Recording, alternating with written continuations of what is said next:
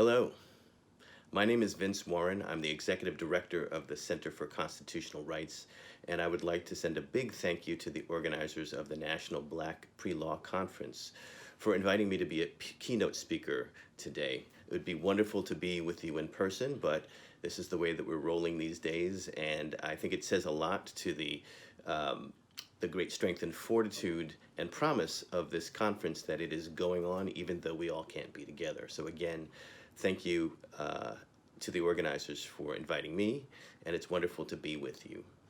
I'm the executive director of the Center for Constitutional Rights, which is a legal and advocacy organization that's based here in New York City. And for the next couple of minutes, I want to tell you a little bit about me and how I got here to this role and to the Center for Constitutional Rights, and talk to you a little bit about the work that I do now and how you can do it as well. I want to overall talk about three main lessons that I've learned that I want to share from my experience and from my work. And the first lesson is that the path that you take is full of surprises, and you never know when you're going to find yourself at the center of the universe. Or, as Mark Twain put it, the past doesn't actually repeat itself, but it rhymes. So I started my path to law school in college, and I always wanted, my mother tells me I always wanted to be a lawyer. I don't remember all that. But what I do remember is that in college, I got very involved in the South African apartheid divestment movement. This was in the 1980s. South Africa was an apartheid state at the time, and there was international solidarity and work around the question of how to divest from South Africa in order to force it to change its system and to stop subjugating black people in South Africa. And that was really a formative moment for me. That's when I began to make the connections between what was happening here and what I was seeing in the United States and what was happening internationally. And it turns out that that South African connection has repeated itself in my career over the last 20, 25 years in interesting ways. But before I get to that, after college and before law school, I took a number of years off. A, I needed the money. B, I also wanted to know exactly what this law business was. And I was actually wondering whether I would want to go into commercial law and to make a lot of money, or whether I wanted to go into civil rights law. My heart was in civil rights law, but I didn't know that whether I could make a living at it. So I worked as a paralegal over a number of years, and I found myself as a paralegal working on a number of cases that, again, would resonate in different parts of my life. The first one was a case back in the 1980s that was a civil lawsuit that was suing the New York City Police Department for the killing of Michael Stewart, who was a black graffiti artist who was killed by chokehold by 11 transit police officers in Union Square, New York, 1 or 2 o'clock in the morning after he had left a club. And, you know, as a younger person at that time, I was outraged, of course, by the way that black bodies just seemed to be rolled over by the police. And I recognized that this had been going on for decades, but when I was in that moment, that was really the most important thing to me, only to find out over a period of time, not only has that practice not stopped, but neither did the chokehold situation. The Michael Stewart case, after that lawsuit, the police department said that it was not going to use chokeholds again. And then we find out 25 years later that they are, of course, using chokeholds on the likes of Eric Garner. But that was an formative part of my law school experience that brought me closer to the way the civil rights practice happened. I switched to another law firm, a small boutique law firm of maybe 15, 20 lawyers or so in New York City. And an interesting thing happened in New York. The Central Park 5 case happened. And back in the day, they called it the Central Park Jogger case because this was, as many of you now know, a case where a white woman who was jogging was brutalized and beaten and raped in Central Park. And the police immediately rounded up just about every black kid in the park that day, interrogated them, questioned them, and essentially railroaded 5 or 6 of them through coerced confessions. And at the time, though, that this case was happening, Most people did not know those details. They only know two things. They knew that the victim was white and a woman, and that the guys that they caught were black kids. And the idea of having roving bands of black thugs running around that will just indiscriminately rape and beat white women terrified a lot of New York City, including the current president of the United States. Who put out an ad in the newspaper calling to bring back the death penalty for the Central Park Five, these young five black boys that were arrested and charged with this crime. I was part of the legal team that was representing Yusef Salaam, who was 15 or 16 years old at the time. And I think the part of the story that I want to share with you was really two things. One, it was my first politically charged crime. When that trial that actually happened, this was the actual criminal trial before they went to jail. The courtroom was packed, and on one side of the courtroom was all white people that were essentially saying they did it, and it was all black people on the other side of the courtroom that were essentially saying these black boys didn't do it. She made it up. And you can see why both sides of the courtroom sort of had problematic analyses of how we should be dealing with people that were raped. There was no question this woman was raped, but there was a big question as to whether these men had anything to do with it or not. So the first piece was understanding that the framing of what we're talking about is a very important component of social justice lawyering. The second piece that I learned is that the lawyering that actually happened during the Central Park Five case was not great. It was not good. It was not the kind of representation I would have wanted for me, that you would want for you, or that your parents or your grandparents or your family would want for you. It was subpar, and it made me realize that, you know what, if this is what passes for lawyering, for in a high-profile trial like this, there's no reason why I can't go to law school and to do this kind of work. So that's kind of how I got on my path. And so I applied to law schools, and I'm going to give you real talk. There are a lot of hero stories that you're going to hear today, but I'm going to tell you about me. And I did not get into law school the first time I applied. My LSAT scores were not great. I'm probably the worst LSAT taker in the history of the American Republic. I'm terrible at it. I can write really well. I can do all kinds of other things, but LSAT's not my jam. So I had to retake it. I did better.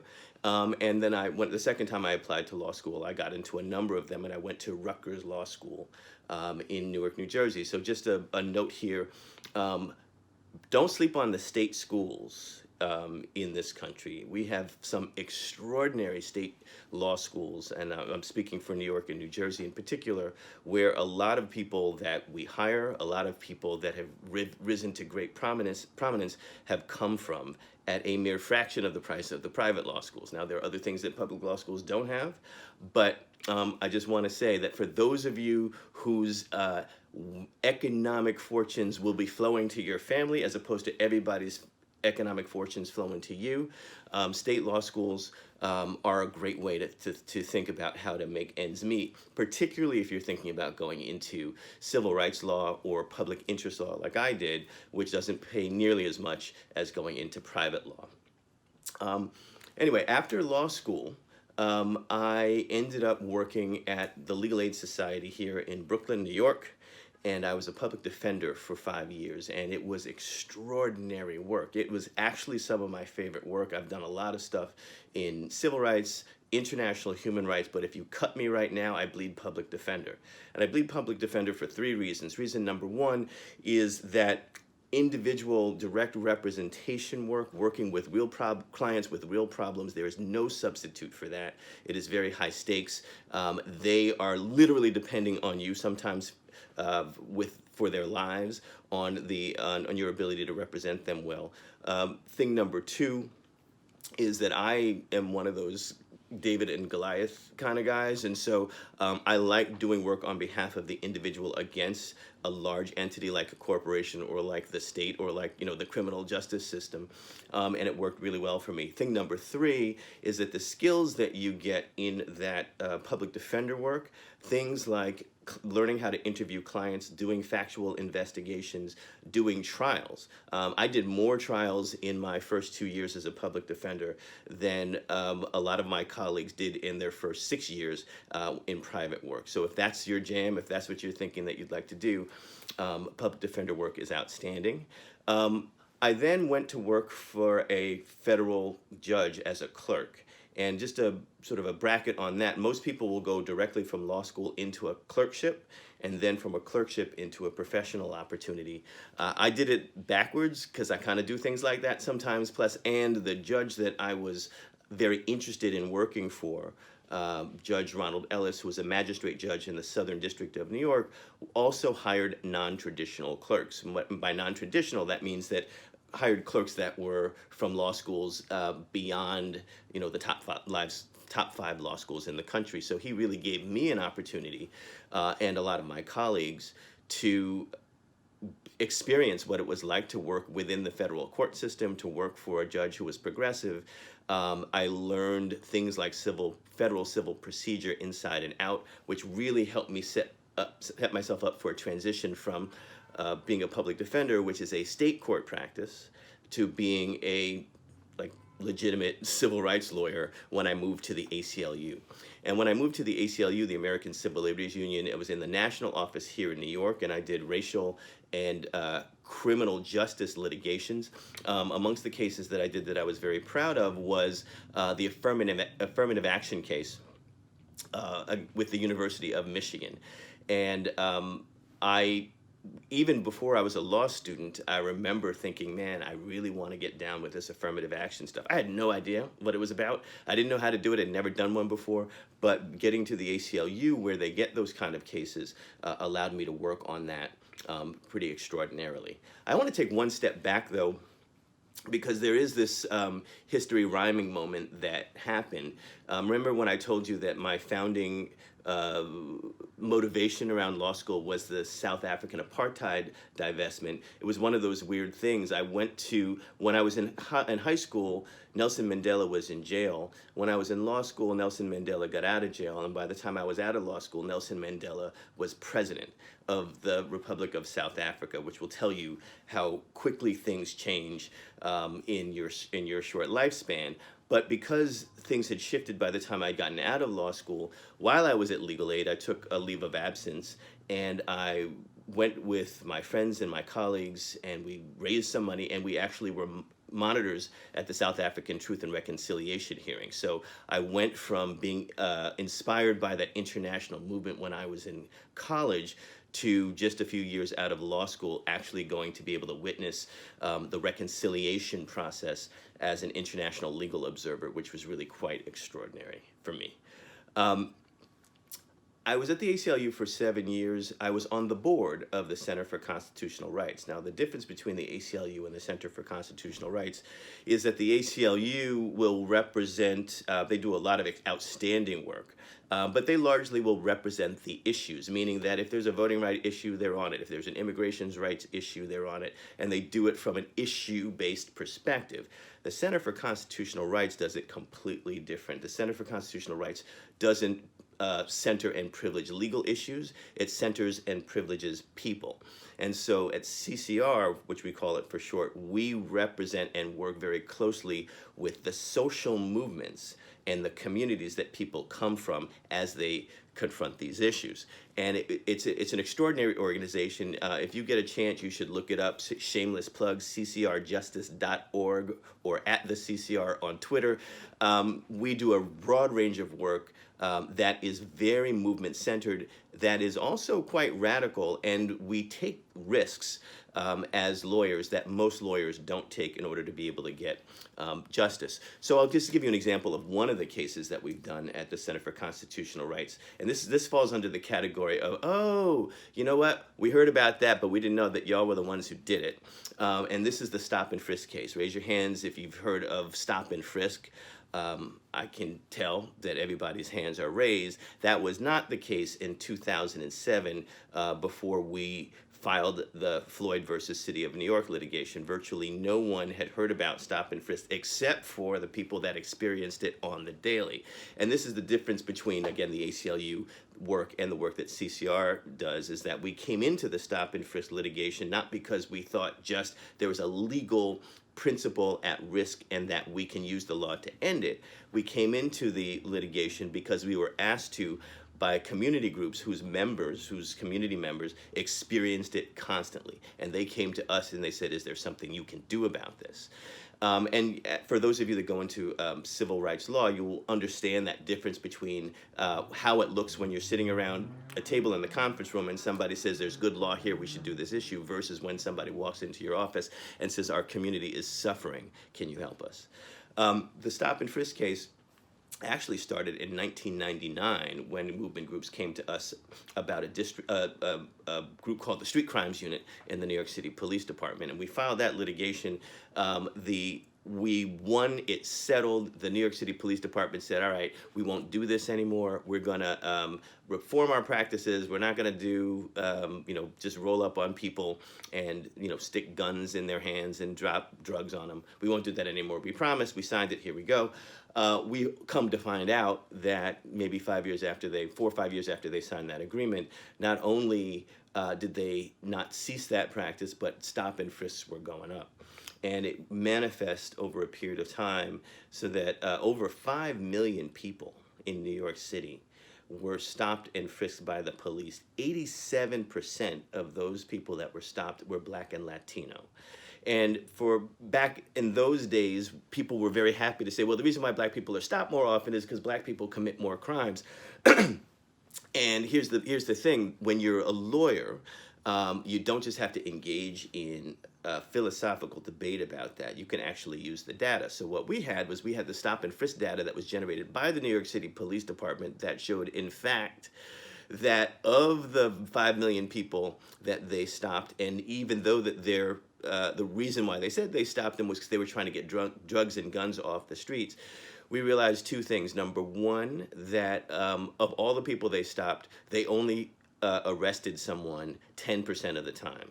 And so that's called the hit rate. And so it's one of those things, like if you were starting a company and you were talking to an investor and you were saying, you know what, this is going to be the best company ever and we're going to be successful 10% of the time, you would go broke and starve to death. But when it comes to policing Black people, that seemed to be okay, that we'll stop every Black human in the New York City area and we'll be successful 10% of the time. No, that is unconstitutional. It is problematic and it is just wrong.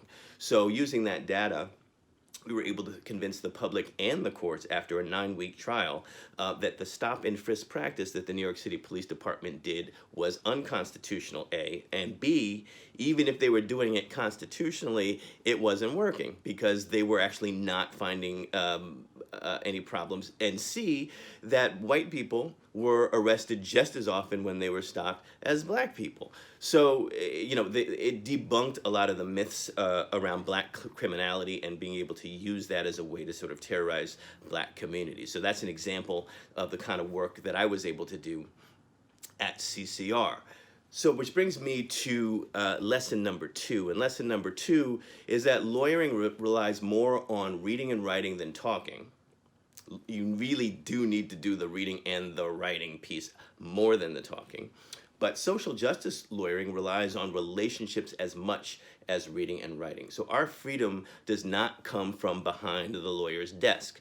Our freedom comes from people in the movement demanding their rights being backed up by lawyers. So the question is, how do you become one of these lawyers that is both reading and writing and spending a lot of time in community talking with folks about what they want to do?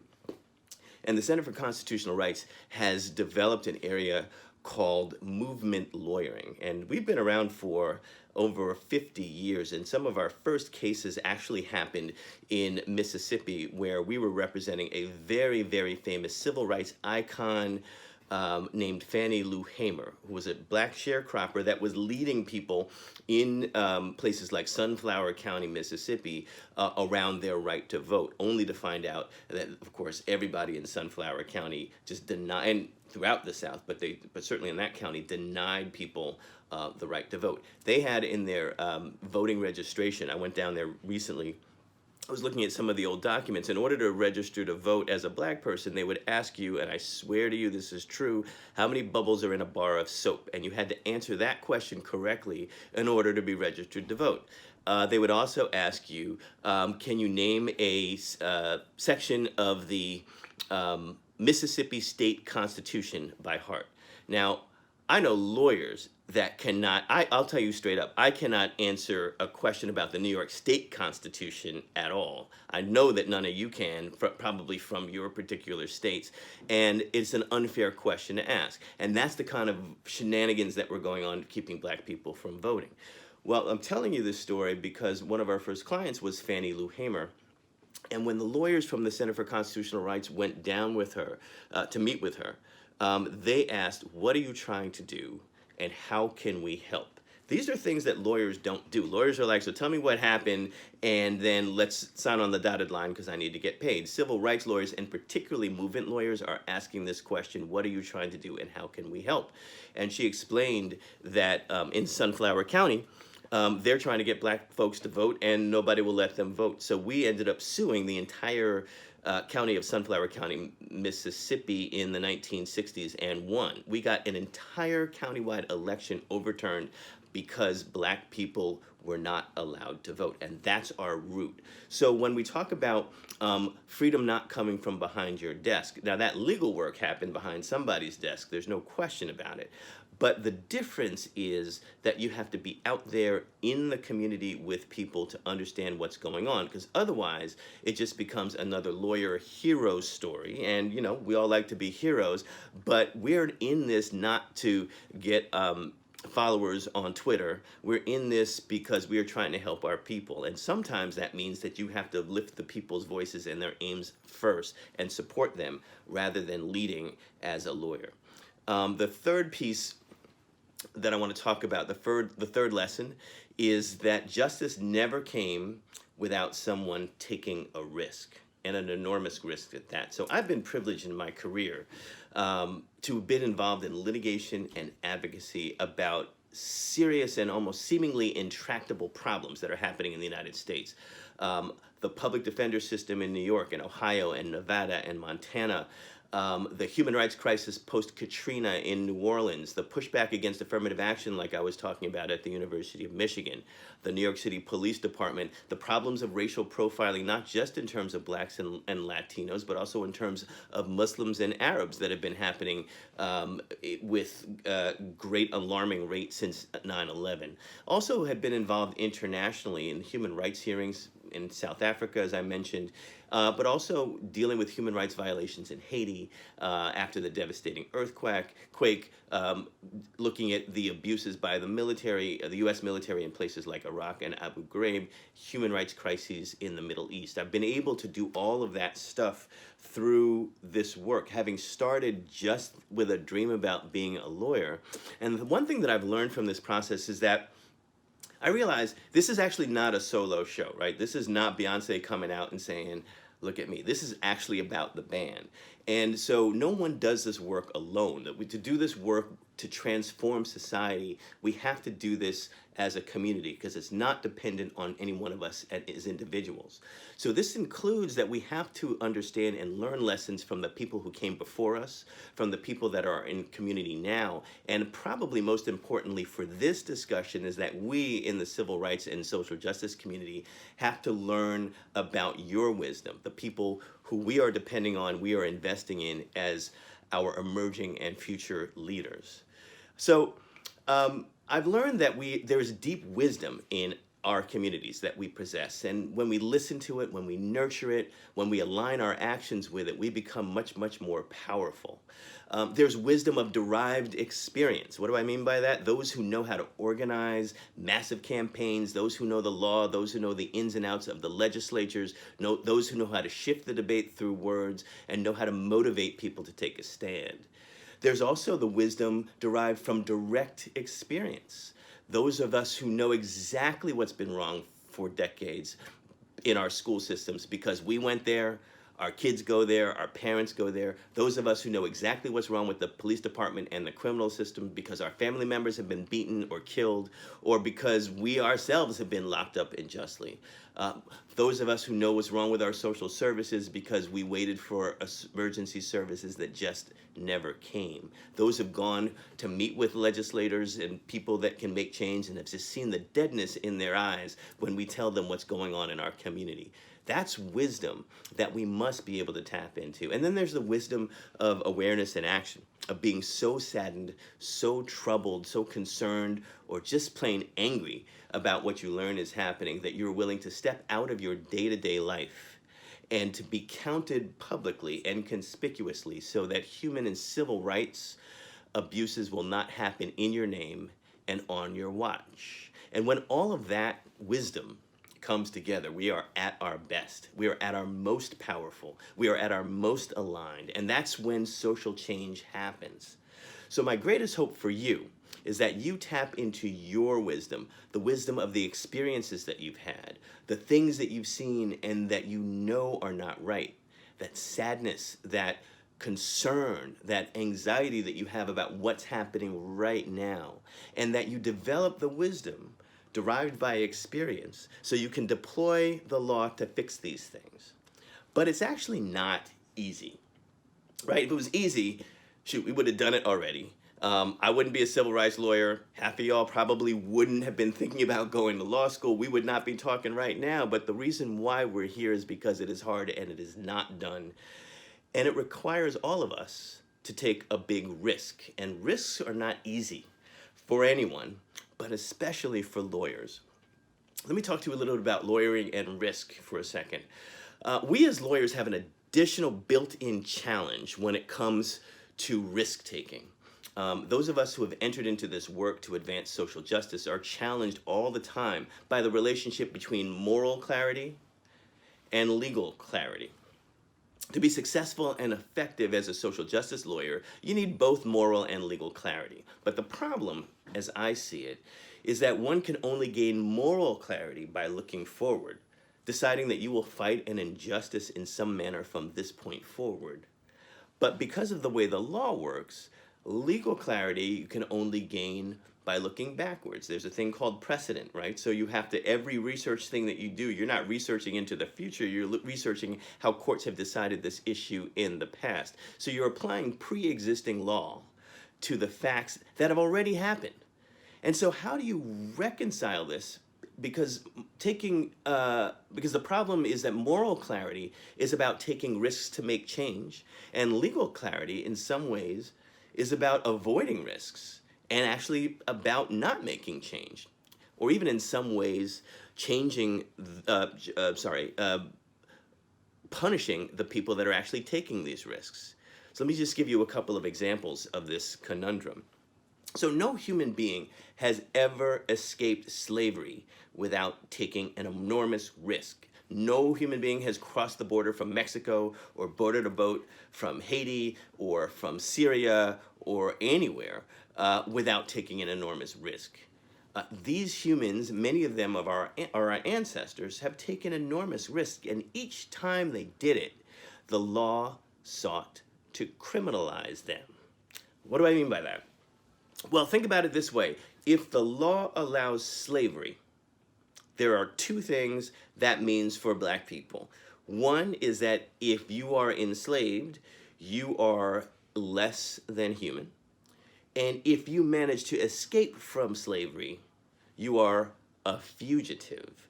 The law criminalizes, when it allows for things like slavery, it criminalizes the natural, clear human instinct to try to leave and to flee from the oppressive system. That's how they got you. When the law limits entry into the country, the human beings that are seeking a better life here are considered by the law as illegal or criminals even. And in the current context, people that are seeking asylum to seek safety in the United States very often end up in cages, and their children end up in cages. When the law favors mass incarceration, when it allows so many of us to be jailed, to be put in prison, to be put under the thumb of the criminal system, which is what I call it, when the law favors mass incarceration, you're considered a criminal just for being black and walking down the street. There's nothing to be done about it. You can't reform that process because the whole system is designed to shepherd us, ceremoniously or not, into some measure of social control in the criminal justice system. And if you manage to get out of that system, your job prospects, your economic prospects, and even your ability to vote, as we've been seeing over the last couple of weeks, are more limited than when you went in. This is a way that the law works. If the law supports an oppressive system, the people that resist that oppressive system get criminalized. And this is a space where we're going to need you. We're going to need your thoughts. We're going to need your enrollment. How do we make this work so that we have both the legal clarity to make the changes that we need to make and the moral clarity to change things for the good? And what I would say to you is be bold, be confident, be clear in your work, no matter what that risk is. Because we're doing this not just for us, we're doing it for our people. And when we are in a privileged position, in a vaunted position, in an envious position, in a admired position to be officers of the court, lawyers and barristers who can speak to power on behalf of the people that don't have it, we must be taking as many risks in our advocacy to advance social justice as our clients take by just existing. So I want to leave you with a story.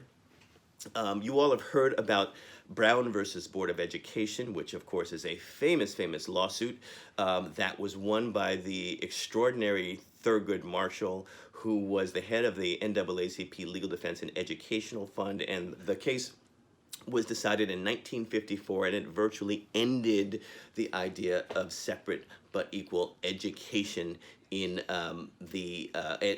in accommodations in the United States. You just could not treat black people worse and separately from white people. An extraordinary case. And the thing that they will not tell you in law school when you learn that case, and you will, is what happened in the 10 years after that decision came down, which was extraordinary, and how that thing got implemented. So I'm going to tell you a story about that. So after Brown versus Board of Education was decided, they had to desegregate the public schools, right? And of all the places in the country that fought desegregation, one of the ones that fought the hardest was Louisiana. In Louisiana, one of the places that fought desegregation more harshly than any other place in Louisiana was New Orleans. And within New Orleans, there was the New Orleans School District number 1 that a judge ordered them to desegregate their school, which was all white, and they had to desegregate it, and here's how they had to do it. They had to desegregate it by admitting one black child, just one, into the elementary school. And the white folks in New Orleans were so outraged by that, they had a boycott, and they decided if one black child is going to that school, none of our kids are going to that school.